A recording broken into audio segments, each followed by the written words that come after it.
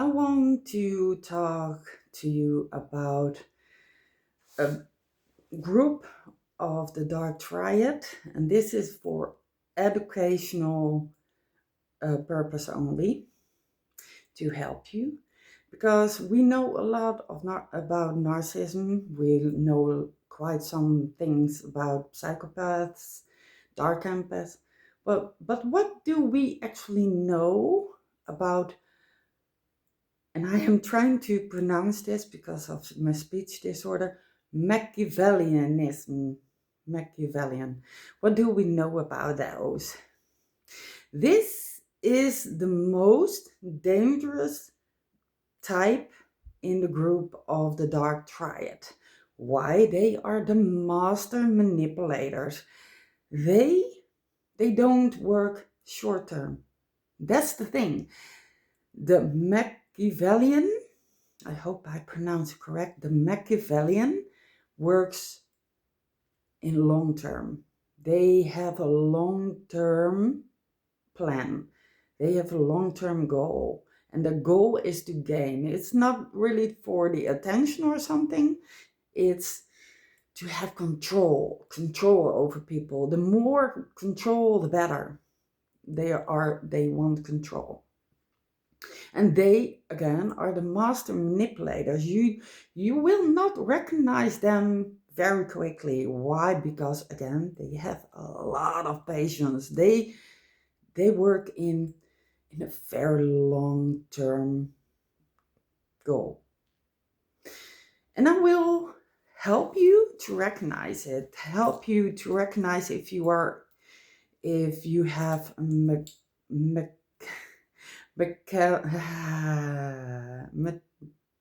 well, I will put the word here. Sorry. Anyway, I will put a word here. So if you have one in your midst, if you have one in your close circle, but also to recognize it before it becomes too late. This is how they work and how you can spot them. The first year is the grooming phase. They are looking for vulnerable people that are, for example, is in a divorce, people that have mental breakdown, people that are depressed. They are looking for the vulnerable. When they have found that person, they will groom you. They will be the selfless helping hand. They will, without you asking, they will clean your house. They will bring you coffee. They will schedule your appointments or whatever. Without you asking. And you're like, wow. They are your savior. They are your helper. Yeah. You think, wow. And I do need to say there are people that are selfless. There are people with 100% altruism. Remember that. But long term speaking, you will know who is real and who is not. The consistency. It is all about consistency. Anyway, I need to tell you that because I am also helping. But if you know me, I am consistent with that. Anyway, the master manipulator Machiavellian, I hope I pronounced it correct. I needed to close my eyes for it. Works long term. So the first year is the helping year, then maybe a little bit longer, but let's say the first year. After that is the grooming, the whispering year. In the whispering years, that are like from after a year till about 3 years, they will be whispering in your ear. That person says this about you. That person is jealous. That person is unstable. That they start to whisper in your ears that you need to set boundaries. That person that's not a good person. Why are they doing that? To isolate you from the people that are actually good for you, the stable people, the people that might tell the truth eventually about them. They want to isolate you from the people that will bring you that safety, bring you that calm, bring you that healing. They don't want you to heal, they want to control you. So after that whispering year, you are already starting to set so-called boundaries that they made up for you.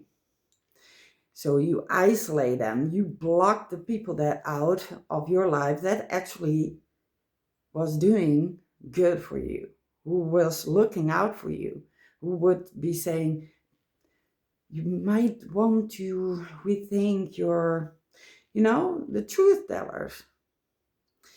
And after that comes a dangerous part. They start being there, always being there when you, for example, are drunk. And they will record it. Or when you are emotional, tired, a little bit cranky, they start recording it.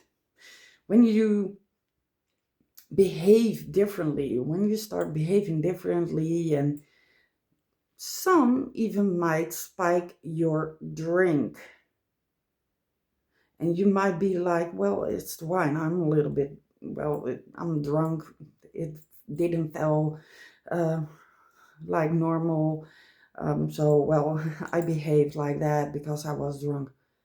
They might have spiked your drink. And Gemini and Siri, if you have the footage, if they have filmed you, you could ask Siri or Gemini, am I drunk or am I spiked? Is my drink spiked? Because there is a difference in behavior, because drunk looks way different than a drink have been spiked. And if you have kids and your drink was spiked, you might act differently, and your kids might also react differently to how you act. And the master manipulator Machiavellian, will record this, will post this, or at least have it recorded. They recorded it. This why it's for leverage. Leverage, blah. Well, that they have something on you, dirt on you, to keep you in there, and that for them to keep control over you. You're their puppet. Do you understand where I'm going? So it's getting harder and harder to leave because they have so-called proof of you acting like that. But again, it can be staged. They are really good in staging, especially, and is another part, what I actually wanted to tell later, they are always playing or the victim or the hero. And they switch those. It's never the villain. They are never the villain. They are or the victim or the hero. And they post or victim post or the hero post. But they never say, hey, I did this wrong. And they can stage proof. For example, that an ex this, that, and did this, and this, that, and they provoked it. And when it happened, they make photos, make proof, and they say, hey, look, or a screenshot, and that will say, look, I have proof. But they don't tell what was before that the person was actually a victim and was provoked to do or react or say specific stuff. They were provoked. So it is staged. They are very good in staged proof. So if you have a friend, for example, because they always portray them as good friends. But the thing is, after, I think it's, yeah, between the 3rd year till the 6th year or something, they will, maybe sooner, maybe a little bit later, but they start to be always there when you are drunk, when you are tired, when you are depressed, when you don't act like you always did. And they will record it. Why? Again, they have so-called proof. And you would be afraid to walk away because, oh my God, what if it comes out? What if it can be used against me in legal matters or something? Because the problem is, after 6 years, you start walking, or maybe sooner, you start walking on eggshells. You are afraid to leave because they already control you. This is, and sorry the video takes so long, but this is a very important message, because this type of dark triad is the most dangerous one. Dark empaths can become shadow wounded healer. They can heal. A narcissist, if they want to heal, and if they really want to heal and do the work, they can heal. A psychopath is, I've never seen a psychopath heal. It's a different kind, like the Machiavellian. The Machiavellian have no moral. They are calculated. They are extremely calculated, extremely patient, very, very patient, because they don't work in short term. They work in years of planning. So if you find yourself having a friend that documented every mistake that you make, but also the helper, because after like 6 years, the helping will stop eventually, and you're afraid to go. But there is still hope for you. Walk away. Walk away. If you notice that your so-called friend have recorded way too many proof in your eyes, in their eyes, that you're not a, you know, and well, they have helped me, etc. That's how they work. In the beginning, they are the savior, and later on, they have proved that you are not a good person. But it's staged. It's all planned. What you need to do is step away, walk away, don't look back, no contact. And whenever the so-called proof comes along, own it. Showing accountability, and with everything, showing accountability is everything. They cannot show accountability because, again, they will do this, but never this. They are always the victim or the hero. If you show accountability, if you walked away, if you have the courage to walk away and step away because you know this is unhealthy, this is not a good relationship, whatever kind of relationship it is. If you are finally able to walk away, don't look back and have the courage, because if the so-called proof come out, just own up to it. Say to them, yes, this was in the past. I made mistakes. I am human. I was in a dark place. And I was recorded by what I believed was a good friend.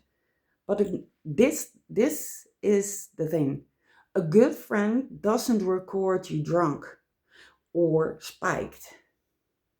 And again, there is a difference between the behavioral of being drunk or spiked, as in something in your drink. There is a difference. And, well, just own up to it. Show accountability. Because that shows that you are the good person. And as they don't only do this and never this, that will tell way more about them than you. But it shows that you own up, that you work on yourself, that you are evolving, growing, leveling up if you walk away and own up to the past mistakes. And if you are in legal battles, if you step away from a Machiavellian and you ask your lawyer or doctors or whatever to help you to get rehab if you have been drinking, if you go to counseling, especially you do need to go to counseling if you have been in this kind of trauma bond, because again, this is the most dangerous type of dark triad, and that's why it's very long video. I'm sorry, but this is important. If you are in legal matters, ask your lawyer, your doctor, etc. for help, rehab, show accountability. Tell them, I think my drink was spiked, if it was spiked because you acted different than normally when you are drunk around other people, for example. And if you have kids, react differently normally if you are surrounded by other people. Ask for help. Ask for help at professionals and get counseling. Do get counseling, because if you are in legal matters, it will show the judge that you are working on you and that it was not entirely your fault. Then you have the leverage, not them. I really hope that this 17 minutes have helped you. I am sorry for this long video, and for those who need to hear it have hopefully listened fully to this, because this can change your life in a good way. I really hope it helps. Love, hugs, and I will send you light and healing when needed.